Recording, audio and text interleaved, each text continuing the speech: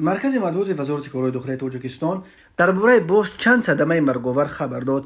از جمله نیمه شب ششم مای سال 2024 تقریبا ساعت 00:40 دقیقه راننده ماشین تمغه وز 2107 رضوانوف مصطفی سال تولد 1988 ساکن نویه نورآباد هنگام حرکت در شورای دوشنبه لخش در پایان دهه آب لورت جماعت دیوت همدان نویه نورآباد از عهده دارای واسطه نقلیات نبرآمده مرد 43 ساله ساکن نویه مذکور را که در حالت مستی به زمین غلطیده خوابات پخش کرده است.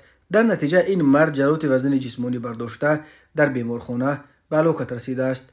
شب 5 مای سال 2024 تقریبا ساعت 21:30 دقیقه راننده ماشین تمغه تویوتا پرادو عبدالرحمن حسین جان سال تولد 1999 ساکن نویه 8 هنگام حرکت در حدود دهه نوآباد امین نویه با ماشین تمغه موسی تحت اداره مایوسپوف پیرو سال تولد 1985 ساکن نویه مذکور برخورده است. در نتیجه مسافر ماشین تمغه تویوتا پرادو توشمادوف مهرالله سال تولد 2001 ساکن نویه 8 با جراحت‌های جسمانی در بیمارخانه بستری گردیده راننده ماشین موسی مایوسپوف در جای حادثه به هلاکت رسیده است. وزارت کارهای داخلی تاجیکستان قبلا خبر داد که شب 3 مای سال 2024 تقریبا ساعت 22:00 دقیقه راننده ماشین تمغه مرسدس بنز جمال الدین زاده محمد جمال الدین سال تولد 1994 ساکن نویه وخش هنگام حرکت از سمت شهر دوشنبه به سمت شهر بختر در حدود جماعت دیوت عینی نویه خراسان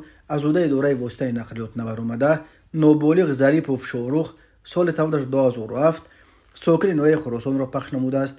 در نتیجه نابالغ ظریف جراحت‌های گوناگون جسمانی برداشته هنگام به بیمارخانه دسترس نمودن به هلاکت رسیده است. اوید به حادثه ها تحقیقات ادامه دارد.